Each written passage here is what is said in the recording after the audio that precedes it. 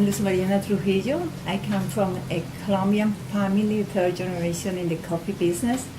I used to play with coffee when I was a child instead of dolls. I used to slide in mountains of parchment and instead of snow. And my father used to talk about coffee all the time.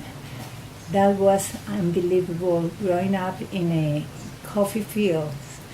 I came to Costa Rica in '89 because my father and his brother bought the farm, Santa Elena, and my cousin was running the business at that time, and he was focusing more in quantity than quality. And in '89, my family decided to buy their shares, and so I offered to come and run the business.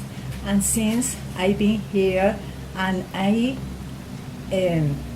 thought I was going to be 6 months, and that was 27 years ago. I tried to improve the quality of the coffee at that time. A friend of mine said that specialty coffee was the business and it was the future of the coffee. So I tried to improve the quality, and it wasn't so easy. It was more difficult than I thought. So I stayed here longer than I thought. And now my dream was to sell coffee directly to the buyers, to the roasters.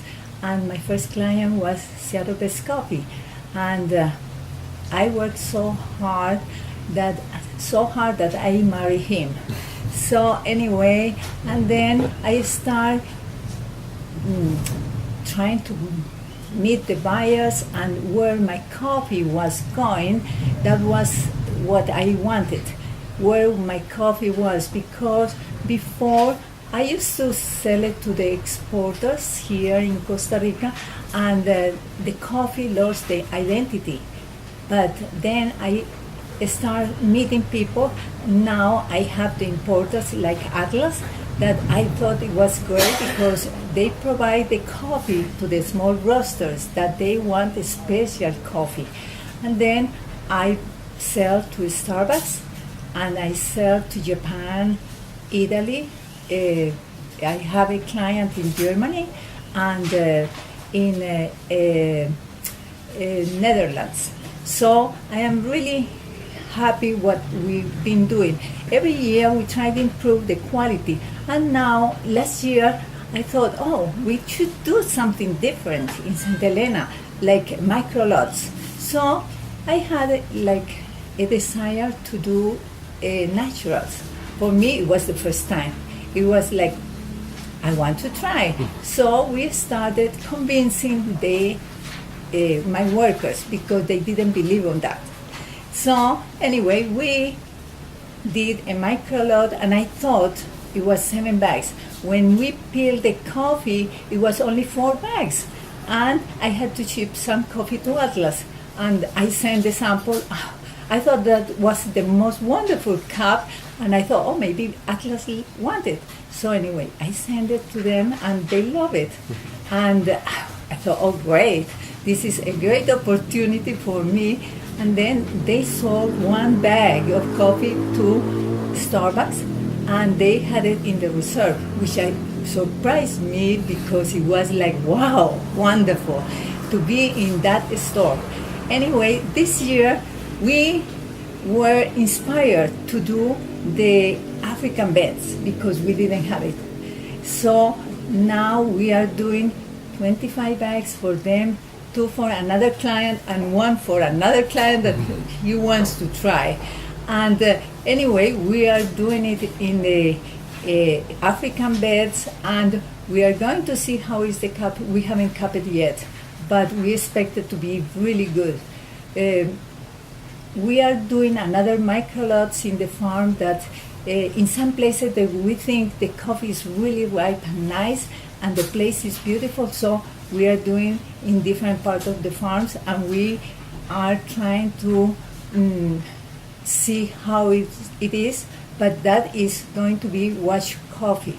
And then we are doing another one that is very special, and we've been growing with Atlas in that coffee, that is the honey. We call miel, and it's really, really interesting coffee. Every year is kind of different. It's more or less the same in a way because the farm is the same farm, but depends on the mother nature. So this year is being a little bit drier, as you know, but we are going to see. We just try a cup of coffee that is very complex and nice. It has a little bit of acidity, the sweetness like caramel, but it's still young. So we has great expectations.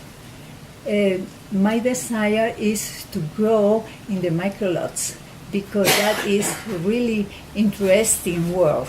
Is something that is different. Every lot is completely different, and we don't know how many bags. Could be 1, could be 5, could be 10. Depends what we find in the farm. So we are growing in that aspect.